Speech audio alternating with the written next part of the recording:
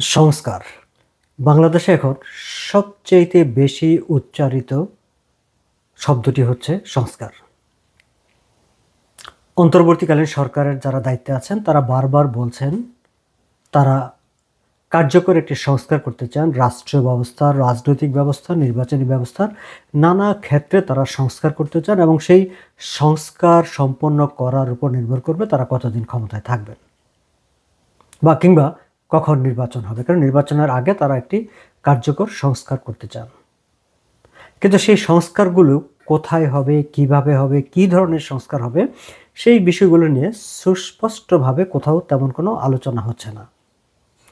রাজনৈতিক দলগুলো সংস্কার চায়, বিশেষ করে অন্তর্বর্তীকালীন সরকারকে যারা সমর্থন করছেন সেই সব রাজনৈতিক দলগুলো সংস্কার চায়। তারা কিভাবে সংস্কার করবেন, সেই সংস্কারটি কি কেবলমাত্র রাষ্ট্র ব্যবস্থার সংস্কার নাকি রাজনৈতিক দলগুলোর সংস্কার, রাজনৈতিক দলগুলোর নেতৃত্ব, নির্বাচন প্রক্রিয়া, দল পরিচালনা, এইসব বিষয়ে সংস্কার।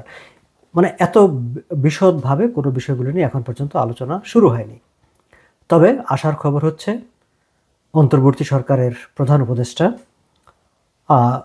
গতকালই হেফাজতে ইসলাম সহ 6টি ইসলামী দল, ডক্টর কামাল হোসেনের গণফোরাম ও আরও কয়েকটি দল, জাসদ, জাতীয় পার্টি, এরকম বেশ কয়েকটি দলের সঙ্গে আলাদা আলাদা করে তারা বৈঠক করেছে এবং সেই বৈঠকের যে খবর পত্রপত্রিকায় মিডিয়াতে এসেছে সেখানে তারা কী ধরনের সংস্কার চান বলে অন্তর্বর্তী সরকারের প্রধান উপদেষ্টা ডক্টর মোহাম্মদ ইউনূসকে জানিয়েছেন, সেই বিষয়ে কিছু তথ্য উপাত্ত খবরের কাগজে এসেছে।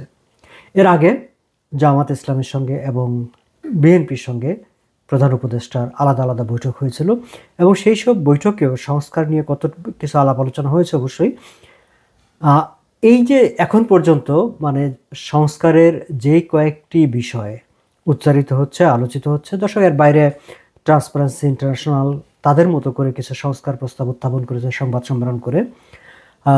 সুজন তাদের একটি গোল টেবিল কিংবা সেমিনারের মাধ্যমে কিছু সংস্কার প্রস্তাব তারা দিয়েছে। এই যে সংস্কারের প্রস্তাব এখন পর্যন্ত যেগুলো আলোচনায় এসেছে বা খবরে এসেছে বা বিভিন্ন মহল থেকে, রাজনৈতিক দল কিংবা অন্য এনজিওগুলোর কাছ থেকে এসেছে, ঠিক উদ্বেলিত হওয়ার মতো, আলোড়িত হওয়ার মতো কিংবা একেবারে যে চমকিত হওয়ার মতো কোনো নতুন প্রস্তাব এসেছে আপনাদের কাছে কি সেরকম কোনো মনে হয়েছে? কিংবা আপনাদের সামনে কি এমন কোনো প্রস্তাব পড়েছে যে প্রস্তাবটি আসলে মনে হচ্ছে যে বাংলাদেশের রাজনৈতিক অঙ্গনে একেবারে আমূল পাল্টে দেওয়ার মতো বা সরকার ব্যবস্থায় আমূল পাল্টে দেওয়ার মতো কোনো সংস্কার? আসুন আমরা একটু দেখি যে এই পর্যন্ত আমরা সংস্কারের ব্যাপারে ঠিক কি কি বিষয়গুলো আমরা আলোচনায় আমরা দেখেছি কিংবা পত্রপত্রিকার খবরে প্রস্তাবনা হিসাবে এসেছে। আমি যদি গতকালকের যে বৈঠকগুলো হয়েছে বৈঠকের খবর ধরে চিফ অ্যাডভাইজারের অফিস থেকে যেই ব্রিফিংগুলো দেওয়া হয়েছে কিংবা সংশ্লিষ্ট নেতারা মিডিয়ার সঙ্গে কথাবার্তা বলে যেই কথাগুলো বলেছেন তার মধ্যে মোদ্দা কথা যেটি দাঁড়ায় সেটি হচ্ছে একটি প্রস্তাবনা খুব বেশি আলোচিত হচ্ছে, সেটি হচ্ছে 2 মেয়াদের বেশি কেউ যাতে প্রধানমন্ত্রী এবং রাষ্ট্রপতি না হতে পারেন। মূলত এই আলোচনায় প্রধানমন্ত্রী না হতে পারেন 2 মেয়াদের বেশি, এটি সংবাদপত্রে এসেছে। তবে বিএনপি তাদের যে 31 দফা এটি গত নির্বাচনের আগেই বিএনপি তাদের যে রাষ্ট্র সংস্কারের 31 দফা প্রস্তাবনা উত্থাপন করেছিল সেখানে অবশ্য তারা 2 মেয়াদের বেশি যাতে প্রেসিডেন্ট এবং প্রধানমন্ত্রী কেউ 2 মেয়াদের বেশি দায়িত্ব পালন করতে না পারেন বা প্রার্থী হতে না পারেন সেরকম একটি ব্যবস্থার তারা প্রতিশ্রুতি দিয়েছেন এবং এখন যারা সংস্কার চাচ্ছেন তারাও সেই বিষয়টিকেই আলোচনায় নিয়ে এসেছেন। এর বাইরে প্রধানমন্ত্রী এবং রাষ্ট্রপতির ক্ষমতার মধ্যে যে ভারসাম্য, সেই ভারসাম্যের প্রস্তাবনা এসেছে, এটিও বিএনপির 31 দফার মধ্যে আছে। তত্ত্বাবধায়ক সরকার নিয়ে আসার ব্যাপারেও পুনরায় চালু করার ব্যাপার নিয়েও কোনো কোনো রাজনৈতিক দল কথা বলেছেন, এটিও বিএনপির 31 দফা যেই তাদের কর্মপরিকল্পনা তার মধ্যে আছে। সো আমরা ঠিক আমার কাছে আসলে ঠিক জামাত আলাদা করে তাদের কোনো সংস্কার প্রস্তাবনা কি আছে সেরকম কোনো তথ্য আমার কাছে নাই। দর্শক আপনারা সেটা নিশ্চয়ই সংযুক্ত করতে পারেন কমেন্টে, সেটা নিয়ে আমি আলাদাভাবে কথা বলতে পারবো। তবে এইটুকু বুঝি যে এখন পর্যন্ত যে কমন, আমি যদি একটা কনসেনসাস বলি যে যারা রাজনৈতিক দলগুলো তাদের যে প্রস্তাবনাগুলো এসেছে সেটির মধ্যে হচ্ছে 2 মেয়াদের বেশি কেউ মানে প্রধানমন্ত্রী মূলত 2 মেয়াদের বেশি প্রধানমন্ত্রী হতে পারবেন না। রাষ্ট্রপতি এবং প্রধানমন্ত্রীর যে পাওয়ারের মধ্যে একটা ব্যালেন্স আনতে হবে এবং তত্ত্বাবধায়ক সরকার ব্যবস্থা পুনরায় ফিরিয়ে আনা, এই বিষয়গুলো আছে। তত্ত্বাবধায়ক সরকার পুনরায় ফিরিয়ে আনা এটি নতুন কোনো প্রসঙ্গ নয়। এটি নিয়ে বাংলাদেশের রাজনীতির অঙ্গনে নানা রকম মানে পরিবেশ পরিস্থিতি তৈরি হয়েছে, নানা গঠন অগঠন অনেক কিছু ঘটেছে। সো এই জায়গাটায় আমার কাছে মনে হয় যে বাংলাদেশের সিংহভাগ মানুষই বোধহয় এটি চান যে তত্ত্বাবধায়ক সরকার ব্যবস্থাটি থাকুক এবং মেয়াদ শেষে রাজনৈতিক দলগুলো তত্ত্বাবধায়ক সরকারের হাতে ক্ষমতা ছেড়ে দিবে এবং তত্ত্বাবধায়ক সরকার একটা নির্বাচন পরিচালনা করে দিয়ে যারা বিজয়ী হবে তাদের হাতে ক্ষমতা দিয়ে দেবে। কিন্তু এই জায়গাটায় আমি ঠিক আমার ব্যক্তিগতভাবে আমি একটা মনে করি যে আমাদের রাজনৈতিক দলগুলো নিজেদেরকে সেই জায়গায় কেন নিতে পারবে না যে জায়গায় তারা মানে যেহেতু প্রত্যেকটি রাজনৈতিক দলই একটি গ্রহণযোগ্য নির্বাচন চায়, তাহলে তারা যখন ক্ষমতায় থাকবে, তারা যখন নির্বাচন পরিচালনা করবে, তারা একটি গ্রহণযোগ্য নির্বাচন কেন পরিচালনা করতে পারবে না? তাদেরকেও কেন মানে একটি মানে আম্পায়ারের উপর কোনো মানে রেফারির উপর কিংবা মানে আর কারো উপর নির্ভর করতে হবে যে অন্য কেউ এসে একটা ভালো নির্বাচন করে দেবে, তারপরে তারা এসে দেশ শাসন করবে? এই জায়গাটা আমি আমার বরাবরই একটা এরকম একটা অবজারভেশন আছে এবং বরাবরই আমি মনে করি এটা আমার এক ধরনের একটা বেদনাবোধ আছে যে আমাদের রাজনৈতিক দলগুলো কেন এমন একটি অবস্থায় তারা দাঁড়াতে পারবে না, এবং যদি সেই অবস্থায় দাঁড়ানোর জন্য রাজনৈতিক দলের কোনো সংস্কারের প্রয়োজন হয় তাহলে সেই সংস্কার নিয়েও কথাবার্তা হোক। যেহেতু আমরা সংস্কারের কথাই বলছি এবং আমরা যেহেতু বলছি যে একটি অন্তর্বর্তীকালীন সরকার বা অন্তর্বর্তীকালীন সরকারে যারা আছেন তারা বলছেন যে তারা রাষ্ট্র মেরামত কিংবা কার্যকর একটি মানে সংস্কার না করা পর্যন্ত তারা ক্ষমতায় থাকবেন, দায়িত্বে থাকবেন, তাহলে ঠিক এই রাজনৈতিক ব্যবস্থাপনার রাজনৈতিক দলগুলোর ব্যবস্থাপনার খোল নলচে পাল্টে ফেলার মতো সংস্কারের দিকেও তাদের নজর দেওয়া উচিত। রাজনৈতিক দলের সংস্কার নিয়ে আমি আমার নিজস্ব কিছু ভাবনা আছে দর্শক, আমি সেগুলো আলাদা ভিডিওতে আলোচনা করব। আজকের ভিডিওতে আমি শুধুমাত্র যে কয়েকটি প্রস্তাবনা এখন পর্যন্ত আলোচনায় আছে সংস্কারের জন্য, সেই জায়গাটাই আমি আমার নিজস্ব কিছু মতামত আপনাদের সঙ্গে শেয়ার করে রাখি। আপনারাও নিশ্চয়ই আপনাদের ভাবনাগুলো আমার কমেন্ট বক্সে জানাতে পারেন, সেগুলো নিয়ে আমি আবার আলাদা করে কথা বলতে পারবো। সো তত্ত্বাবধায়ক সরকারের জায়গাটায় আমার অবস্থান হচ্ছে আমি পরিষ্কার, আমি বলি যে রাজনৈতিক দলগুলোর নিজেদের সেই সক্ষমতা তৈরি করা উচিত। প্রয়োজনে সেই সক্ষমতার জন্যই একটি সংস্কার হওয়া দরকার, যাতে রাজনৈতিক দলের ব্যবস্থাপনায় তাদের হাত দিয়েই একটি গ্রহণযোগ্য নির্বাচন হতে পারে। এখন যদি সেটি হতে না পারে তাহলে যেই রাজনৈতিক দল একটি গ্রহণযোগ্য নির্বাচন পরিচালনা করতে পারবে না, গ্রহণযোগ্য একটি নির্বাচন জাতিকে উপহার দিতে পারবে না, সেই রাজনৈতিক দল জাতিকে গ্রহণযোগ্য শাসন, আইনের শাসন, নিরাপদ শাসন কিভাবে দেবে সেটি নিয়ে কিন্তু প্রশ্ন করার সুযোগ থেকে যায়। যাক, এখনকার সময়ে সবচেয়ে বেশি যেই মানে প্রস্তাবনাটি আলোচিত হচ্ছে সেটি হচ্ছে 2 মেয়াদের বেশি কেউ প্রধানমন্ত্রী হতে পারবেন না। বিএনপির প্রস্তাবনায় রাষ্ট্রপতির ব্যাপারও আছে, বাট ইন জেনারেল পলিটিশিয়ানদের যে প্রস্তাবনা সেখানে 2 মেয়াদের বেশি কেউ প্রধানমন্ত্রী হতে পারবেন না। আমার একটি প্রশ্ন, মানলাম যে কেউ 2 মেয়াদের বেশি প্রাইম মিনিস্টার হতে পারবেন না, তাহলে কি পুরো পরিবেশ পরিস্থিতি পাল্টে যাবে? 1 মেয়াদে কিংবা পরপর 2 মেয়াদে কি তিনি স্বৈরতান্ত্রিক আচরণ করতে পারবেন না বা করবেন না? তার নিশ্চয়তা কি? সেই জায়গাটা নিয়ে আসলে আমার মনে হয় যে আমাদের ভাববার দরকার আছে যে রাজনৈতিক দলের যে ব্যবস্থাপনা বা রাষ্ট্রের কোন ব্যবস্থাপনা থাকলে বা কোন সংস্কারটি করলে যিনি দেশ পরিচালনা করবেন তিনি স্বৈরতান্ত্রিক হয়ে উঠবেন না, জনগণের প্রতি তার যে কমিটমেন্ট সেই কমিটমেন্টের প্রতি তিনি শ্রদ্ধাশীল থাকবেন। আমরা যদি বিশ্বের বিভিন্ন দেশের শাসন ব্যবস্থার দিকে তাকাই আমরা কিন্তু দেখব যে মার্কিন যুক্তরাষ্ট্র এবং রাশিয়া, আমেরিকা এবং রাশিয়া, এই দুটি দেশে একেবারে সাংবিধানিকভাবে নিয়ম করে দেওয়া আছে যে 2 মেয়াদের বেশি কেউ আমেরিকার প্রেসিডেন্ট হতে পারবে না কিংবা রাশিয়ার প্রেসিডেন্ট হতে পারবে না বা নির্বাচনে প্রতিদ্বন্দ্বিতা করতে পারবে না। এটি 2 দেশেই এই নিয়মটি আছে এবং আমেরিকাতে আসলে এই ব্যবস্থাটি চালু হয়েছে অনেক বছর আগে, 1951 সালে 22nd অ্যামেন্ডমেন্টের মাধ্যমে সংবিধানে এই ব্যবস্থাটি করে দেওয়া হয়েছে এবং এরপর থেকে অলমোস্ট প্রায় সবাই 2 টার্ম করে নির্বাচন করে। শুধু এবারে সে জো বাইডেনের ক্ষেত্রে তার 2nd টার্মে এসে তিনি দলীয় নমিনেশন নিয়ে প্রচারণা শুরু করেছিলেন, কিন্তু যখন নিশ্চিত হয়ে গেল যে না তার নেতৃত্বের দল নির্বাচনী বৈতরণী ট্রাম্পকে হারাতে পারবে না বা তার দল বিজয় হয়ে আসতে পারবে না, তখন আবার তাকে নির্বাচন থেকে সরে দাঁড়াতে হয়েছে। তিনি কিন্তু আসলে এক মেয়াদি এখন নির্বাচন করছেন, তিনি সেকেন্ড টার্মে আর যেতে পারেননি। যাই হোক, এখন আবার রাশিয়া, আমেরিকা প্রতি 5 বছর পর পর মানে একজন 10 বছর প্রেসিডেন্ট হিসেবে দায়িত্ব পালন করতে পারবেন। রাশিয়া আবার 6 ইয়ার টার্মস, 6 বছর একজন নির্বাচনে মানে প্রেসিডেন্ট হিসেবে দায়িত্ব পালন করতে পারবেন, 12 বছর আর পারবেন না। সো 12 বছরও কিন্তু কম সময় না একজনের জন্য। আমাদের বাংলাদেশেও যদি 5 বছর 10 বছর। আবার আমরা যদি ঠিক আমি যেখান থেকে কথা বলছি কানাডাতে যদি তাকাই, কানাডাতে কিন্তু 4 বছর পর পর নির্বাচন হবে, দ্যাটস ট্রু। কিন্তু বাধ্যবাধকতা নেই যে কেউ 2 বছর পরে নির্বাচন করতে পারবে না। জাস্টিন ট্রুডো, হ্যাঁ, থার্ড টার্মে তিনি এখন প্রাইম মিনিস্টার হিসেবে দায়িত্ব পালন করছেন। তিনি আগামী টার্মেও আবার নির্বাচন করবেন।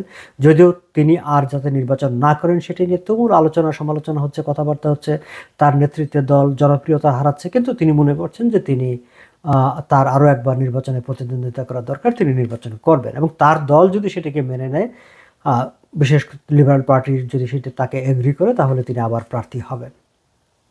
এখন কানাডাতে কি আমরা কি বলবো যে জাস্টিন ট্রুডো স্বৈরতান্ত্রিক হয়ে উঠেছেন কিংবা কানাডাতে গণতন্ত্র নাই? কিংবা আমরা যদি যুক্তরাজ্যের দিকে তাকাই, যুক্তরাজ্যও কিন্তু মানে কে কত মেয়াদ নির্বাচন করবেন তার কিন্তু কোনো বাধ্যবাধকতা নেই। যতবার খুশি ততবার, মানে দল তাকে যতবার মনোনয়ন দেবে ততবারই তিনি নির্বাচনে প্রার্থী হতে পারবেন। আবার আমরা কিন্তু দেখেছি যে গত 2 বছরে আমরা যদি একটু পেছন ফিরে তাকাই, দলীয় সিদ্ধান্তে বেশ কয়েকজন প্রধানমন্ত্রী কিন্তু সেখানে পরিবর্তন হয়ে গেছে। মানে এমন না যে বিরোধী দল আন্দোলন করে প্রধানমন্ত্রী সরিয়ে দিয়েছে কিংবা অন্য কোনো উপায়ে প্রধানমন্ত্রীর পদ চলে গেছে, দল ডিসাইড করেছে নো, তোমাকে আর প্রাইম মিনিস্টার হিসাবে আমরা সাপোর্ট করি না, তাকে চলে আসতে হয়েছে। দল আবার নতুন একজনকে মনোনয়ন দিয়েছে, নতুন আরেকজন দায়িত্ব পালন করেছে, আবার তাকে সরে আসতে হয়েছে। হ্যাঁ, সর্বশেষ ঋষি সোনাক তিনি পদত্যাগ করে সরে গেছে, নির্বাচন দিয়েছে এবং তার দল হেরে গেছে। কিন্তু সেখানেও কিন্তু মানে 2 বছরেই নির্বাচন, মানে 2 বছরের বেশি প্রতিদ্বন্দ্বিতা করতে পারবে না এমন কিন্তু কোনো বাধ্যবাধকতা ছিল না। সো বিষয়টি যে 2 বছর, এটি আমার নিজের কাছে আর কি, যে মানে একজন 2 বছরের, হ্যাঁ অবশ্যই একটি দীর্ঘ সময় কেউ যদি ক্ষমতায় থাকে তখন সে অটোমেটিক্যালি স্বৈরতান্ত্রিক হয়ে ওঠে।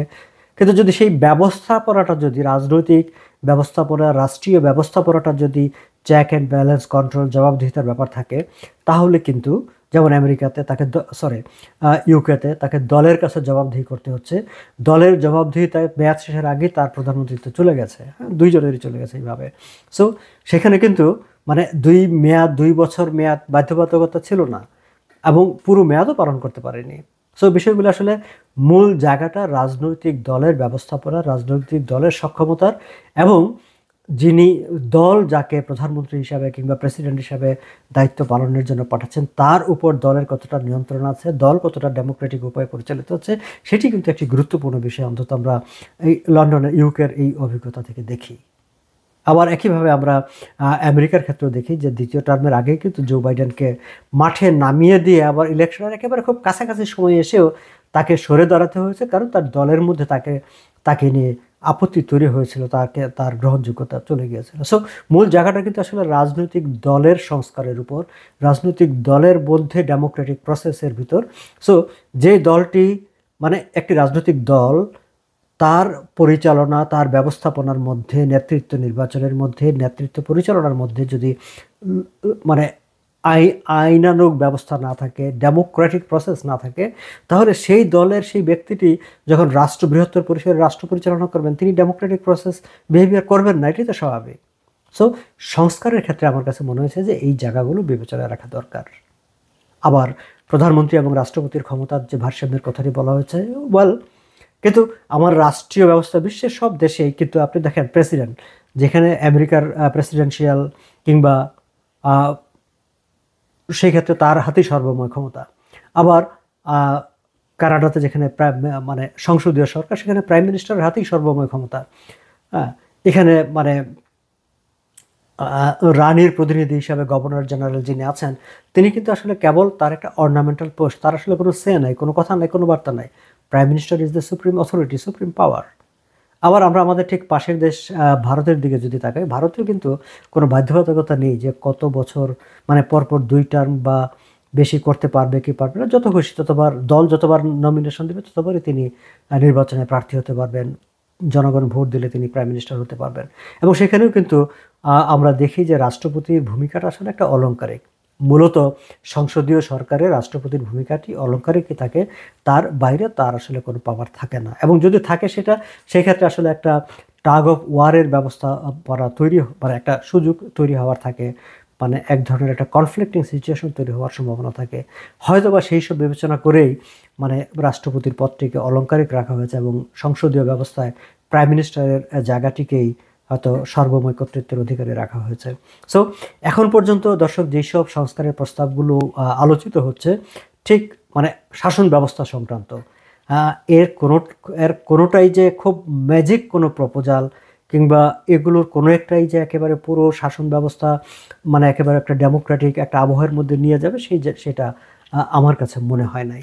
ফলে আমি অবশ্য আশা করব যে আরও বেশি চমকপ্রদ কিংবা আরও মানে প্র্যাগম্যাটিক কার্যকর কোনো সংস্কার প্রস্তাব নিশ্চয়ই সামনে আসবে, সেগুলো নিয়ে কথাবার্তা হবে এবং সেগুলো নিয়ে আমরাও আমাদের মতামত জানাতে পারবো।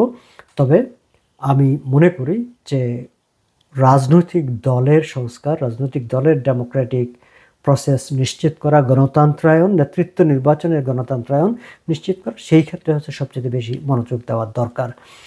এই বিষয়গুলো নিয়ে আমি আলাদা করে কথা বলবো। শেষ করার আগে শুধু একটি কথা বলতে চাই যে পশ্চিমা দেশে আরও একটি বিষয় আছে এরকম, যে যেই রাজনৈতিক দলগুলো মানে নির্বাচনে অংশগ্রহণ করে এবং তাদের এমপি হয়, যেমন আমি যদি কানাডার কথা বলি, কানাডাতে হচ্ছে আপনার হাউস অফ কমন্সে কোনো রাজনৈতিক দল তার যদি ন্যূনতম 12টি আসন না থাকে, ন্যূনতম 12টি আসন না থাকলে পার্লামেন্টারি প্রসিডিউরে ওই রাজনৈতিক দলটি পলিটিক্যাল পার্টি হিসাবে রেকগনিশন পায় না। তার দলের নির্বাচিত এমপিরা সংসদে যখন কথা বলেন তখন তারা আসলে ইন্ডিভিজুয়াল হিসাবে স্বতন্ত্র সদস্যের মতো করে কথা বলেন, দল হিসাবে সেটিকে গণ্য করা হয় না। মানে কেউ হয়তো একটা আসন পেল, 2টা আসন পেল, 10টা আসন পেল, নো, টোটাল 12টা আসন তাকে পেতে হবে। হ্যাঁ, আমি যদি একেবারে স্পেসিফিক উদাহরণ দিই, যেমন আমাদের কানাডাতে এখন ফেডারেল প্রধানমন্ত্রী হচ্ছে জাস্টিন ট্রুডো, তার দল হচ্ছে লিবারেল পার্টি। আবার আমি যেই প্রভিন্সে থাকি, অন্টারিও একটা অন্যতম একটা বড় প্রভিন্স, এই প্রভিন্সে ক্ষমতায় আছে কনজারভেটিভ পার্টি এবং লিবারেল পার্টি সেন্ট্রালে ফেডারেল গভর্নমেন্টের যে দেশ শাসন করছে সেই লিবারেল পার্টি, যে প্রভিন্সিয়াল লিবারেল পার্টি, সংসদে তার যেহেতু 12টির কম আসন আছে, প্রভিন্সিয়াল পার্লামেন্টে কিন্তু লিবারেল পার্টি পলিটিক্যাল পার্টি হিসাবে রেকগনাইজড না। তাদের যারা সদস্যরা নির্বাচিত হয়েছেন তারা ইন্ডিভিজুয়ালি সেখানে সংসদে কথা বলেন, দলীয় প্রতিনিধি হিসাবে, সংসদ সদস্য হিসাবে না। সো আমাদের আসলে সংসদীয় ব্যবস্থা, রাষ্ট্র ব্যবস্থা, সেগুলোতে জবাবদিহি নিশ্চিত করার জন্য কিংবা আরও বেশি প্রো পিপল তাদেরকে করার জন্য কিংবা ডেমোক্রেটিক প্রসেস কনফার্ম করার জন্য নিশ্চয়ই আরও উন্নততর সংস্কারের কোনো ব্যবস্থা আছে, সেই বিষয়গুলো শোনার অপেক্ষায় থাকলাম। দর্শক, এই চ্যানেলে আমি জাস্ট এইসব ঘটনা প্রবাহ নিয়ে নিজস্ব কিছু মতামত আমি এইভাবে টাইম টু টাইম পেশ করবো আপনাদের সামনে, এবং বিভিন্ন সময় হয়তো সুযোগ থাকলে কোনো এক্সপার্টদের অপিনিয়নও আমি এখানে নিয়ে আসবো। আপনারাও কেউ কথা বলতে চাইলে কোনো সুনির্দিষ্ট বিষয় নিয়ে আমাকে বলতে পারেন, আমরা আপনাদের কথাগুলো শুনতে চাইব। ভালো থাকবেন সবাই, আজ এ পর্যন্তই।